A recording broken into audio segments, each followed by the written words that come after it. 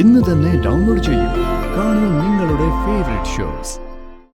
എല്ലാം അറിഞ്ഞുകൊണ്ടൊരു കല്യാണം, അത് മതി രത്നമൊക്കെ. അതുകൊണ്ട് നമ്മളൊന്നും മറച്ചു പിടിക്കണ്ട. നമ്മൾ എന്തെങ്കിലും മറച്ചു വെച്ചിട്ട് പിന്നീട് അത് ചെക്കന്റെ വീട്ടുകാർ അറിഞ്ഞു കഴിഞ്ഞാൽ തകർന്നു പോകുന്നത് എന്റെ അനിയത്തിയുടെ ജീവിതമായിരിക്കും. അവളുടെ ജീവിതം ഒരിക്കലും അങ്ങനെ ആവാൻ പാടില്ല. മോൻ എന്താ ഉദ്ദേശിക്കുന്നേ? ഞാൻ പറയാൻ വന്നത് ഞങ്ങളുടെ അമ്മയെ കുറിച്ചാണ്. മോനെ, അമ്മേ ആട്ടമ്മേ പിടിച്ചിരുന്നോ?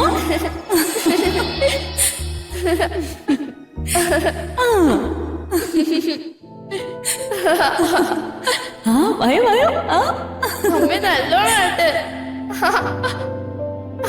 വീടല്ലേ? അമ്മേ പേടിയാവുന്നു. പേടിക്കല്ലടാ അമ്മേ. അമ്മയ്ക്കൊപ്പം എപ്പോഴും വരാൻ ആഗ്രഹിച്ചത് നിന്റെ ചോട്ടില. ഒരർത്ഥത്തിൽ നിന്നെ ഞാൻ അമ്മയായിട്ടാ കാണുന്നു. പക്ഷെ ഇപ്പൊ അമ്മ എന്ന വാക്ക് പറയുമ്പോ ഉറപ്പും വെറുപ്പുവാ. ഭർത്താവും മക്കളും വേണ്ടെന്ന് പറഞ്ഞ് ആർക്കൊപ്പം ഒളിച്ചോടിപ്പോയാ നിങ്ങൾ വെറുക്കുന്നത് തെറ്റാണോ? ഭാര്യയും മക്കളെയും ജീവന് തുല്യം സ്നേഹിച്ച എന്റെ അച്ഛനൊരു മുഴുക്കുടിയനാവാൻ കാരണം നിങ്ങൾ ഒറ്റ ഒരാളാ.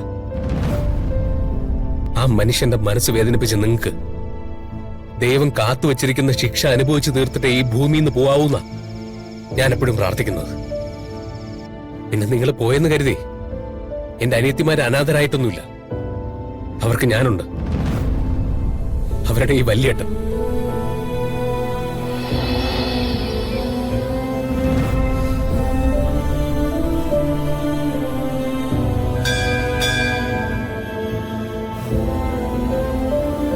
ഭഗവാനെ കാത്തുരക്ഷിക്കണേ. അതുപോലെ ഇന്നും മുടങ്ങാതെ അനീതിമാർക്ക് വേണ്ടി നാരങ്ങ വിളക്ക് കത്തിക്കുന്നുണ്ട്. എന്റെ പ്രാർത്ഥനകളെല്ലാം കൈക്കൊള്ളണേ. ഞാൻ നിത്യവും പ്രാർത്ഥിക്കുന്നതൊക്കെ ഓർമ്മയുണ്ടല്ലോ. ആ, എങ്ങനെ മറക്കും? എന്നും പ്രാർത്ഥിക്കുന്നത് ഒരേ പ്രാർത്ഥന തന്നെയല്ലേ? അനുഗ്രഹിക്കണേ. എന്റെ അനിയത്തിമാർക്ക് എല്ലാവർക്കും നല്ല ഭാവി ഉണ്ടാവണേ. അവർക്ക് നല്ല ചെക്കന്മാരെ തന്നെ ഭർത്താവായിട്ട് കിട്ടണേ. അവർക്കൊരു നല്ല കുടുംബജീവിതം ഉണ്ടാവണേ.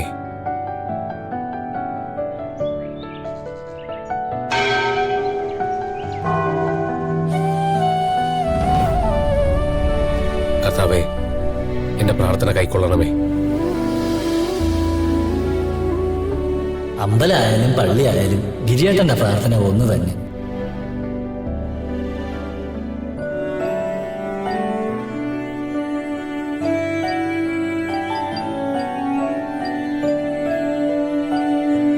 ഗിരിയേട്ടന്റെ പ്രാർത്ഥന പോലെയൊന്നും അല്ല സഹോദരിമാരുടെ ആഗ്രഹം.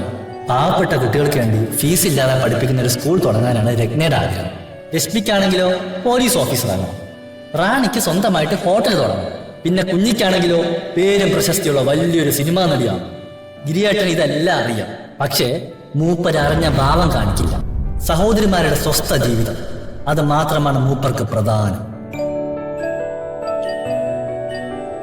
ദേവാലയങ്ങൾക്ക് മാത്രമേ മാറ്റമുള്ളൂ. ഗിരിയേട്ടന്റെ പ്രാർത്ഥനയ്ക്ക് ഒരു മാറ്റവും ഇല്ല.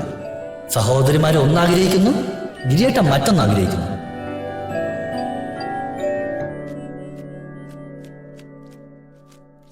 ഗിരി, ആ ചേട്ടത്തി, എന്താ അവിടെ നിന്ന് കയറി വാ. ചേട്ടത്തി ഇരിക്കും.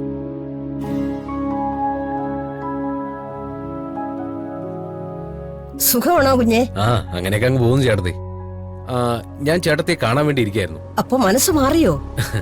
എന്റെ കാര്യമല്ല ചേട്ടത്തി, എനിക്ക് വേണ്ടി പെണ്ണ് അന്വേഷിക്കണ്ടെന്ന് ഞാൻ ചേട്ടത്തി അടുത്ത് മുമ്പേ പറഞ്ഞിട്ടുള്ളതല്ലേ. ഗിരിയേട്ട പെണ്ണ് കെട്ടണമെങ്കിൽ അനിയത്തിമഴ മുഴുവൻ കെട്ടിച്ചയക്കണം ചേട്ടത്തി. മോനെ ഗിരി, മോനോട് ഞാൻ പലവട്ടം പറഞ്ഞതാ, അനിയത്തി കൊച്ചുങ്ങളെ നമുക്ക് കെട്ടിച്ചയക്കാം.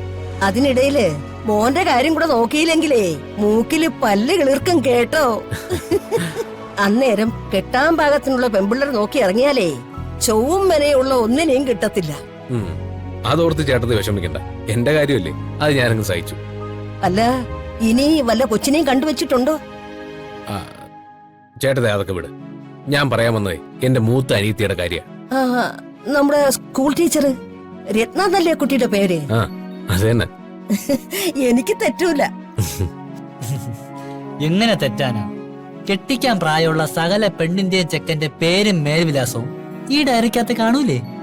ഉണ്ടടാ, ഈ കൊച്ചന്നമ്മയെ കർത്താവ് ഭൂമിയിലേക്ക് അയച്ചത് തന്നെ വിവാഹമെന്ന കൂതാശിക്ക് വഴിയൊരുക്കാനാ. ആ കുഞ്ഞു പറയേ, അപ്പോ മൂത്ത കൊച്ചിനൊരു ചെക്കനെ കണ്ടുപിടിക്കണം. വെറുതെ ആരെങ്കിലും കണ്ടുപിടിച്ചാ പോരാ. അവളുടെ പഠിത്തത്തിനും ജോലിക്കും അനുസരിച്ചുള്ള ഒരു ചെക്കനെ വേണം നമുക്ക് കണ്ടുപിടിക്കാൻ. അത് ഈ കൊച്ചന്നമ്മയോട് പറയേണ്ട കാര്യമുണ്ടോ? ചെക്കനെ സ്ഥിര വരുമാനമുള്ള ജോലി വേണം. പിന്നെ കൊള്ളാവുന്ന കുടുംബത്തിലേ ആയിരിക്കണം. എല്ലാം ഈ കൊച്ചന്നമ്മ ചേട്ടത്തി ഏറ്റന്നേ. പിന്നെ ഒരു കാര്യം കൂടെ എനിക്ക് ചേട്ടത്തിയോട് പറയാനുണ്ട്. 1000 കള്ളങ്ങൾ പറഞ്ഞും ഒരു വിവാഹം നടത്താന്ന് പലരും പറഞ്ഞ് ഞാൻ കേട്ടിട്ടുണ്ട്. പക്ഷെ നമുക്കത് വേണ്ട. എല്ലാം അറിഞ്ഞുകൊണ്ടൊരു കല്യാണം, അത് മതി രത്നമൊക്കെ. അതുകൊണ്ട് നമ്മളൊന്നും മറച്ചു പിടിക്കണ്ട. നമ്മൾ എന്തെങ്കിലും മറച്ചു വെച്ചിട്ട് പിന്നീട് അത് ചെക്കന്റെ വീട്ടുകാർ അറിഞ്ഞു കഴിഞ്ഞാൽ തകർന്നു പോകുന്നത് എന്റെ അനിയത്തിയുടെ ജീവിതമായിരിക്കും. അവളുടെ ജീവിതം ഒരിക്കലും അങ്ങനെ ആവാൻ പാടില്ല. മോൻ എന്താ ഉദ്ദേശിക്കുന്നേ? ഞാൻ പറയാൻ വന്നത് ഞങ്ങളുടെ അമ്മയെക്കുറിച്ചാണ്. നാട്ടുകാർക്ക് മുഴുവൻ അറിവുള്ളതല്ലേ അത്. നമ്മളായിട്ടത് പറയാൻ മടിച്ചു കഴിഞ്ഞാലും ആരെങ്കിലും പറഞ്ഞ് ചെക്കന്റെ വീട്ടുകാരതറിയും. അതിനേക്കാളും നല്ലതല്ലേ നമ്മളത് ആദ്യമേ തന്നെ പറയുന്നത്. അതുകൊണ്ട് അമ്മ ഞങ്ങളെ ഉപേക്ഷിച്ചു പോയ വിവരം ചെക്കനോടും കുടുംബക്കാരോടും ചേട്ടത്തി തീർച്ചയായിട്ടും പറയണം. അതറിഞ്ഞിട്ടും ഞങ്ങളുമായിട്ട് ബന്ധം സ്ഥാപിക്കാൻ താല്പര്യമുള്ള ആൾക്കാരെ മാത്രം രത്നയ്ക്ക് വേണ്ടി ചേട്ടത്തി കൊണ്ടുവന്നാൽ മതി. ചിലപ്പോ അത് ഇത്തിരി പ്രയാസമുള്ള കാര്യമായിരിക്കും. പക്ഷെ എനിക്ക് വേണ്ടി ചേട്ടത്തി കഷ്ടപ്പെടണം. അതൊന്നും സാരമില്ല മോനെ. മോനും മോന്റെ പെങ്ങന്മാരും എനിക്കെന്റെ സ്വന്തം മക്കളെ പോലെയാ. എത്ര ബന്ധപ്പെട്ടിട്ടാണെങ്കിലും മോന്റെ അനിയത്തിക്ക് വേണ്ടി നല്ലൊരു ബന്ധവും കൊണ്ട് ഈ കൊച്ചന്നമ്മ ചേട്ടത്തി വന്നിരിക്കും. മോൻ സമാധാനമായിട്ടിരിക്കെ. പോയിട്ട് വരാം മോനെ.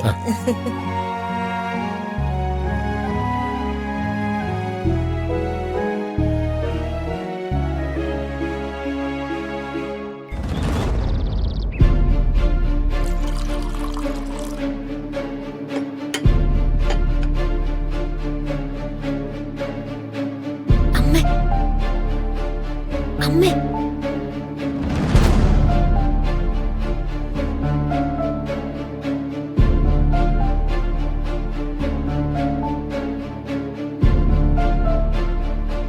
മോൾ എന്നോടൊരു കാര്യം പറഞ്ഞായിരുന്നു. എന്താണ്? അവള് വീണ്ടും ഇറങ്ങിപ്പോകുന്ന? അയ്യോ അല്ല, അവൾക്ക് പഠിക്കണം, കല്യാണം പിന്നെ മതിയെന്ന്. അതിനുള്ള മറുപടി ഞാൻ പറഞ്ഞതാണല്ലോ. വീണ്ടും ആവർത്തിക്കണോ? എനിക്ക് പറയാം, പഠിത്തം കഴിഞ്ഞു. ഇനി നടക്കാൻ പോകുന്നതേ അവളുടെ കല്യാണവാ. അത് എല്ലാം ഞാൻ തീരുമാനിച്ചു കഴിഞ്ഞു. ഇനി അതിലൊരു മാറ്റവും ഇല്ല.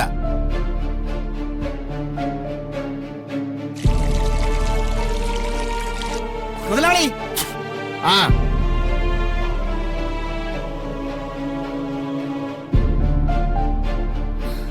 അമ്മ, ഞാൻ മോളോട് പറഞ്ഞില്ലേ അച്ഛൻ അച്ഛന്റെ തീരുമാനത്തിൽ നിന്ന് പിന്നോട്ട് പോകില്ലെന്ന്. ആരച്ഛന്റെ മനസ്സ് മാറ്റാൻ നോക്കിയാലും മാറില്ല.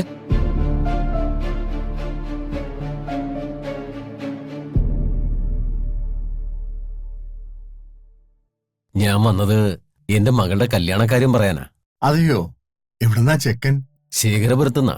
ആഹാ, എന്താ ജോലി? വില്ലേജ് ഓഫീസിലെ ക്ലർക്കാ. ആഹാ, അപ്പോ മകൾക്കൊരു ഗവൺമെന്റ് ഉദ്യോഗസ്ഥനെ തന്നെ കിട്ടി അല്ലേ?